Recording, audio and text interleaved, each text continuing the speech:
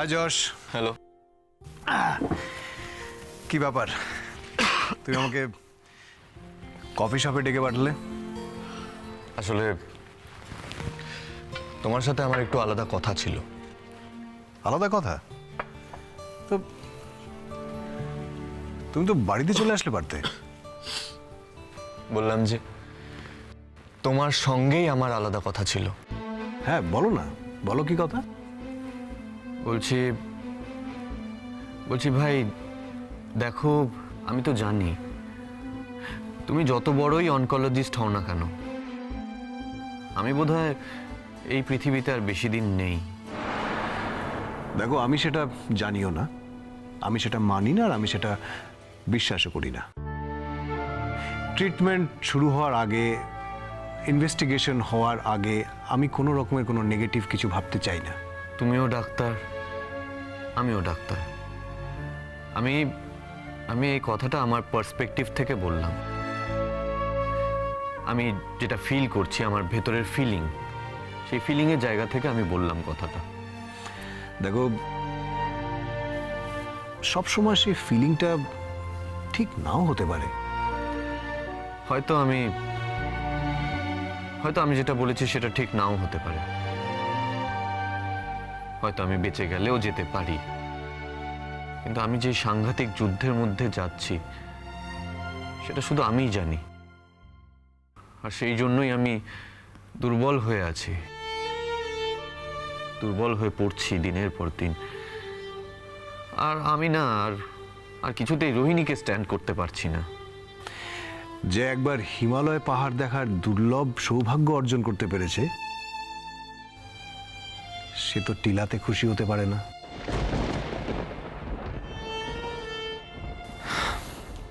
বোঝা গেল না তো? অপরাজিতার সঙ্গে থাকার তোমার অভিজ্ঞতা আছে, তাহলে তুমি রোহিণীর সঙ্গে থাকবে কি করে?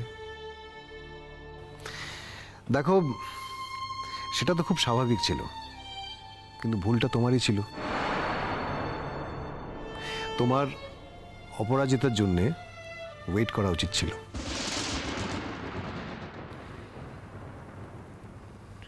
আমি ভুল করিনি, আমি জেনে শুনে ঠিক কাজটাই করেছি। তার মানে? দেখো, আমি এটা খুব ভালো করেই জানতাম, ইনফ্যাক্ট জানি, শবনম যতদিন আমার জীবনে থাকবে রোহিণী ওকে কোনো মতেই স্পেয়ার করবে না, কোনো মতেই না।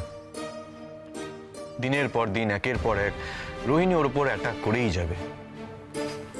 হয়তো এতদিনে হয়তো শবনমকেও শেষ করে দিত। আর সেই কারণেই রোহিণীর হাত থেকে শবনমকে বাঁচানোর জন্যই আমি ওকে একটা নতুন জীবন দিতে চেয়েছি, আর সেটা আমি দিয়েওছি। হ্যাঁ মানছি, তার জন্য আমার কষ্ট হচ্ছে, ভবিষ্যতে আরো কষ্ট হবে। সেই কষ্টের সাথে আমি অ্যাডজাস্ট করে নিচ্ছি এবং করে নেব। আমি না রোহিণীকে আর স্ট্যান্ড করতে পারছি না, আমি আর ওকে সহ্য করতে পারছি না, ওকে মেনে নিতে পারছি না। আমার ওকে মেনে নিতে অসুবিধা হচ্ছে। আমার ইচ্ছে করছে ওকে আমি আমার জীবন থেকে দূরে সরিয়ে দিই, সরিয়ে দিতেই পারি আমি।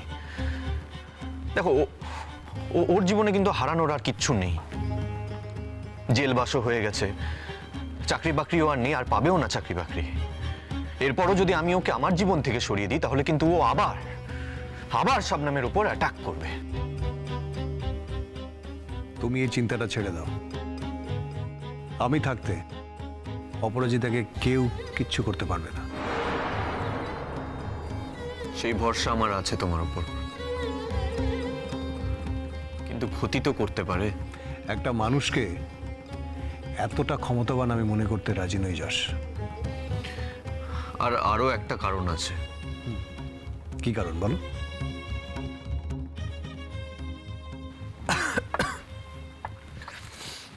মেয়েটার তো আর চাকরি বাকরি নেই, কদিনের জন্য বেল পেয়ে বাইরে এসেছে, আবার কবে জেলে চলে যাবে, আবার কতদিন ওকে জেলে থাকতে হবে আমি জানি না। তারপর জেল থেকে বেরোনোর পর ও আর কোথাও চাকরি পাবে না, কোনো কাজ করতে পারবে না। ও করবেটা কি জীবনে? খাবে কি? ওর উপর আমার করুণা হয়। সো সোসাইটিতেও ওকে অ্যাকসেপ্ট করবে না। সেই জায়গা থেকে আমি আমি ওকে আমার বাড়িতে থাকার জায়গা দিয়েছি, কিন্তু ওকে আমি একটাই রিকোয়েস্ট করেছি, যাতে ও যাতে আমাকে আর ডিস্টার্ব না করে, কোনোভাবে যাতে আমাকে ডিস্টার্ব না করে, আমাকে একা ছেড়ে দেয়, আমার মতন থাকতে দেয়। কিন্তু ও সেটা করবে না, ও সেটা কোনো মতেই করবে না। যতদিন আমার সাথে থাকবে অনবরত কন্টিনিউয়াসলি আমাকে ও ডিস্টার্ব করেই যাবে, করেই যাবে। আমার না এক এক সময় কি মনে হয় জানো তো, এক এক সময় আমার মনে হয় যে আমি কোনো একদিন নিজের হাতেই রোহিণীকে শেষ করে দেবো একদম। যশ, এসব তুমি এছাড়া আর কি বলবো বলো তো? এছাড়া আর কি বলার আছে? কি বলবো আমি? কিচ্ছু বলার নেই এছাড়া। আমি না আর পারছি না, আমি সত্যি বলছি আমি আর পারছি না। তুমি দেখো আজকে আমার শরীরটা ভালো নেই, আমার শরীরটা ঠিক নেই। এই শরীর খারাপ নিয়ে আমাকে বাড়ি থেকে বাইরে বেরোতে হচ্ছে, বেরিয়ে পড়ছি বাড়ি থেকে, এখানে এসেছি, অন্য কোথাও চলে যাচ্ছে, আমাকে হসপিটালে যেতে হচ্ছে। কারণ হসপিটালে গিয়ে তুমি ভালো থাকো সেটা আমি জানি, কারণ সেখানে অপরাজিতা আছে।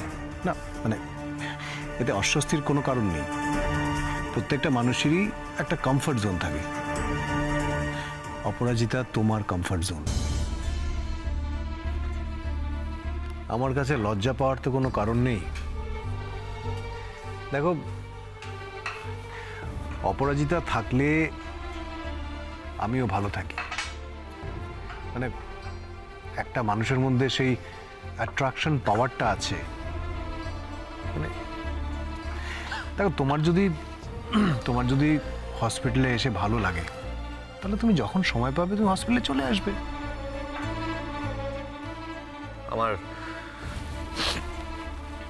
আমার আরো একটা কথা বলার ছিল। বলো না।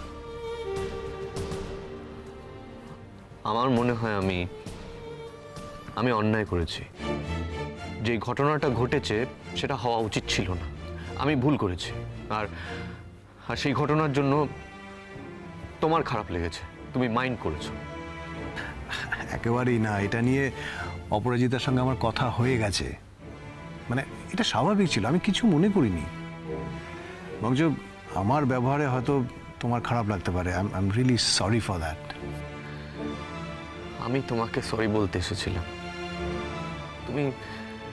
তুমি আগাম সরি বলে দিলে। আচ্ছা, কি খাবে বলো, কি খাবে?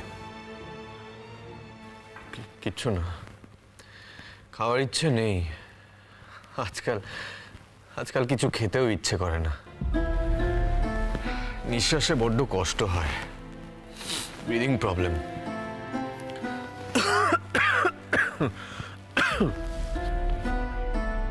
দেখো, কাল তো আমরা রিপোর্টটা পেয়ে যাব, দেখি রিপোর্টে কি বলে। সেই অনুযায়ী যদি সেরকম কিছু দরকার পড়ে, আমরা কিন্তু একদিনও ওয়েস্ট করতে পারবো না। যদি অপারেশনের দরকার হয় তাহলে কিন্তু সেটা ইমিডিয়েটলি করতে হবে, তার জন্য তৈরি থাকতে হবে। আমি আপাতত তো কোনো হসপিটালের সাথে যুক্ত নই, ফলে হয়তোবা আমি ডাইরেক্টলি ইনভলভ হতে পারবো না বা ডাইরেক্টলি হেল্প করতে পারবো না। কিন্তু আমার অনেক বন্ধু বান্ধবরা তো আছে যারা ডক্টর। আমি বড় বড় ডক্টরদের সাথে কথা বলে রেখেছি, নট টু ওয়ারি। আমি তাদের সঙ্গে থাকবো। দেখো, ইন দ্য মিন টাইম, মানে আমার যদি ইউএস যা না হয়, খুব সম্ভবত সেটা হচ্ছে না, তাহলে হয়তো আমি কোথাও একটা জয়েন করব। মানে অফার তো অনেক আছে, দেখি আমি বুঝে শুনে কোনো একটা ভালো জায়গাতে নিশ্চয়ই জয়েন করব। আর এই পুরো ব্যাপারটা যদি অপারেশনের আগে হয়, তাহলে অপারেশনটা, সার্জারিটা আমি করতে পারবো। তুমি আমাকে বাঁচিয়ে দেবে? তোমার কি মনে হয় আমি চাই না তুমি বেঁচে থাকো? তুমি চাও আমি বেঁচে থাকি, আর তুমি আমাকে বাঁচানোর আপ্রাণ চেষ্টা করবে, এটাও আমি জানি। কিন্তু সবসময় সবটা তো মানুষের হাতে নাও থাকতে পারে। অত সহজে লড়াইয়ের মাটিটা ছেড়ে দেবো কেন?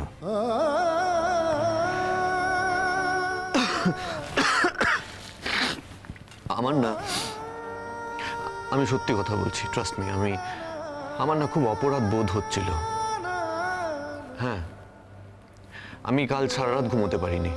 আমার মনে হচ্ছিল আমি অন্যায় করেছি। তুমি মোটেও অন্যায় করনি। তুমি যা করেছো ঠিকই করেছো, মানে তুমি অপরাজিতাকে নিজের বলে মনে করো, বন্ধু বলে মনে করো, তাই ওর কাছে তোমার আউটবার্সটা হয়েছে, সেটাকে আমি অন্যায় বলে তো মনে করি না। এটাই তো স্বাভাবিক। আমার বোঝা উচিত ছিল যে শবনম এখন বিবাহিত। এটা মনে রাখা উচিত ছিল যে শবনমের এখন একটা অন্য সংসার আছে, শবনম এখন অন্য কারোর। কিন্তু আমি এটা খুব ভালো করে বুঝতে পেরেছি, শবনম এখন তোমাকে ভালোবাসে। Yes, she loves me. But at the same time, she loves you also. আমার অপরাজিতার জন্য মাঝে মাঝে খুব খারাপ লাগে,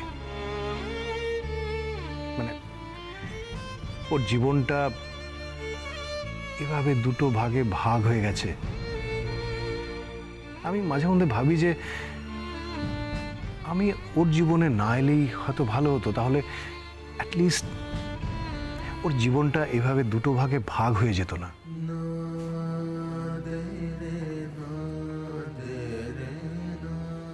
আমি খুব খুশি, আমি সত্যি খুব খুশি। আর খুশি এই কারণেই যে শবনম একটা ভালো মানুষের কাছে যেতে পেরেছে। ওর বাকি জীবনটা খুব ভালো কাটবে, খুব সুন্দর কাটবে।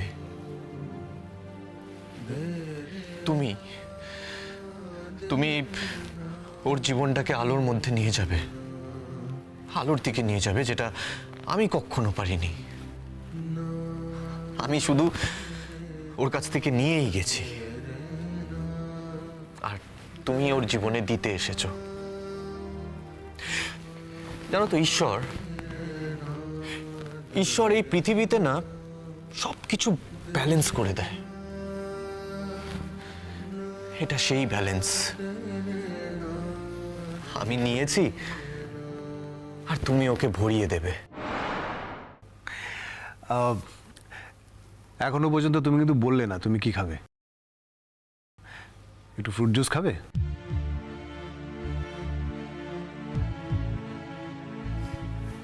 না না, এই তো কফি খাচ্ছি, আর ফ্রুট জুস খাবো না।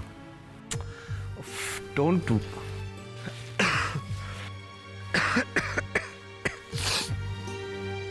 তোমার তো ভালো টেম্পারেচার আছে।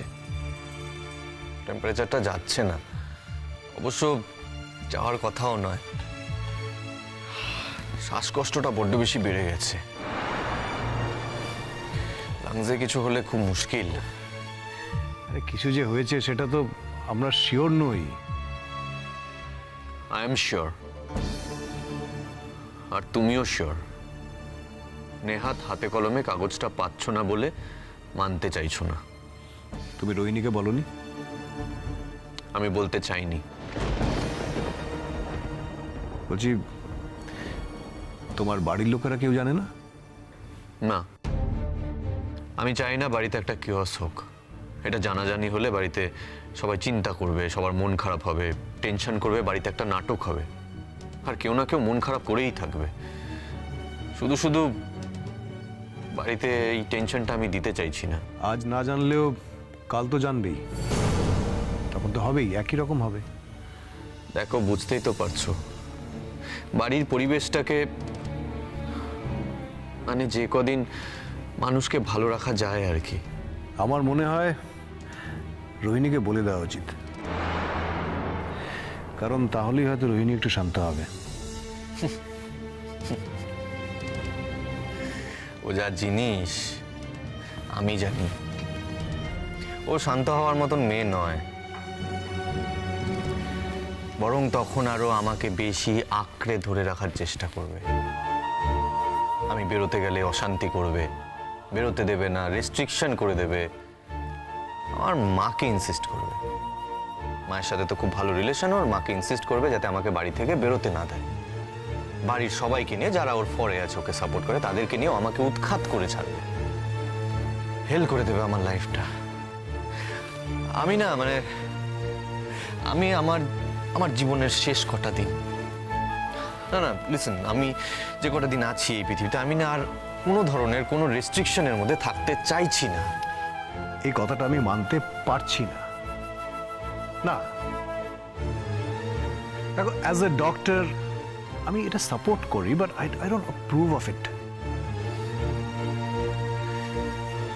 তোমার ট্রিটমেন্ট হবে, তোমার ট্রিটমেন্ট চলাকালীন এবং ট্রিটমেন্টের পরে যা যা নিয়ম কানুন মেনে চলা সবকিছু তুমি মেনে চলবে।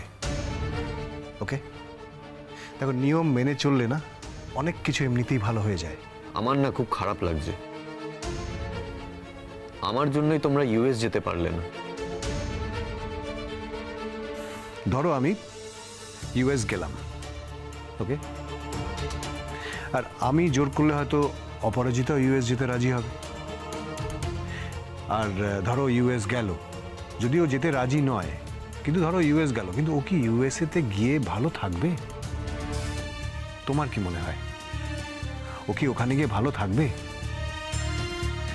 আর ও কিন্তু একবারও এটা আমাকে বলেনি যে ও ইউএস যেতে চায় না। প্রোগ্রামটা আমি ক্যান্সেল করেছি। তোমার কাছে আমার কৃতজ্ঞতার অন্ত নেই।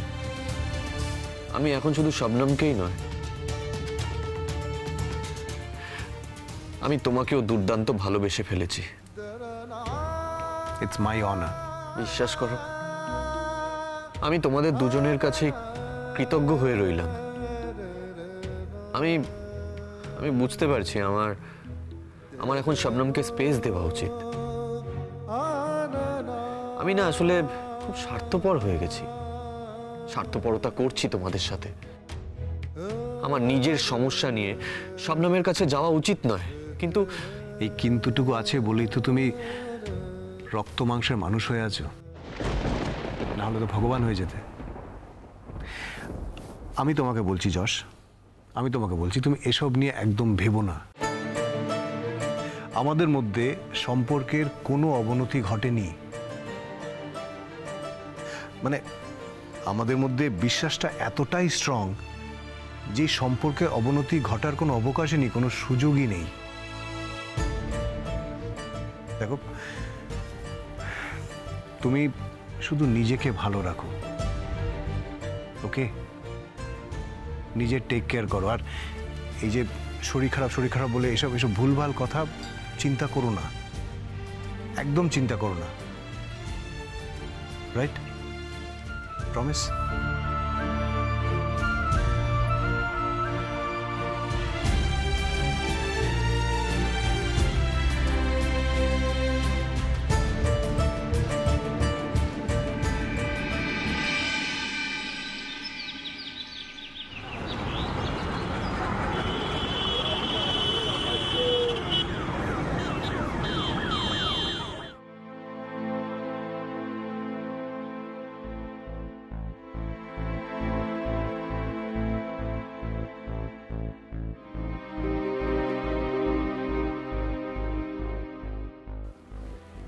ধরো, কি ছেলে মানুষে করছো বলো তো? আরে বাবা, যে কোনো একটা ধরো না। আমি এসব কিছু পারবো না। যে কোনো একটা জাস্ট টাচ করো, টাচ করলেই হবে।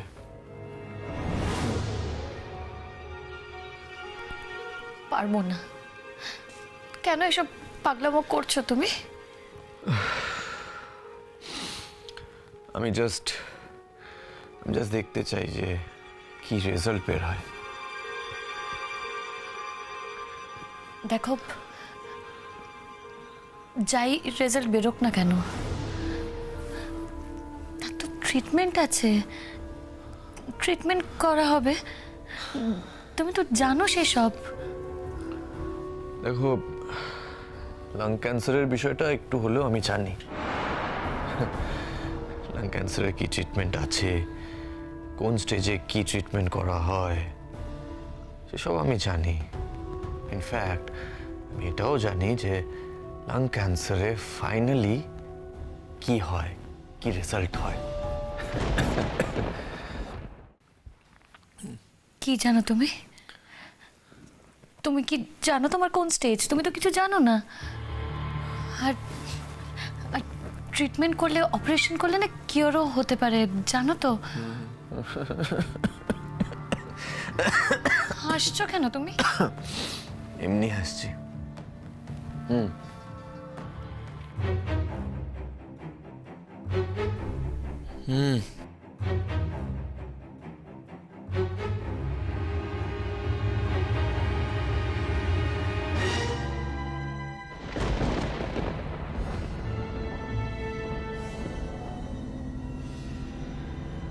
এগুলোর কোনো মানে আছে?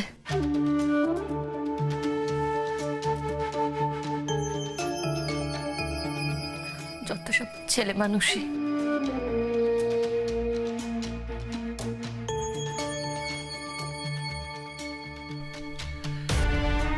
কোনো দিক থেকেই কোনো তীর ব্যর্থ হচ্ছে না। দুটো আঙ্গুলের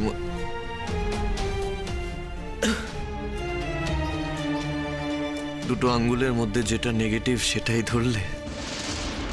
বাদ দাও এসব, এসব ভুলভাল কথা বাদ দাও। আচ্ছা বেশ, আর বলবো না।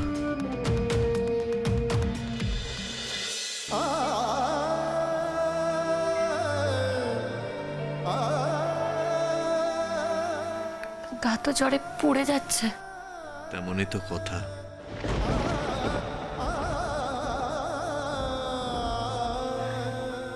এত শ্বাসকষ্ট হচ্ছে, এত কাশি হচ্ছে। তুমি না বাড়ি থেকে বেশি বেরিও না, একদম কনজেস্টেড জায়গায় ঘোরাফেরা করো না। আপাতত কটা দিন একটু বাড়িতে বিশ্রাম নাও। দু একটা দিন, একটু তো একটা দিন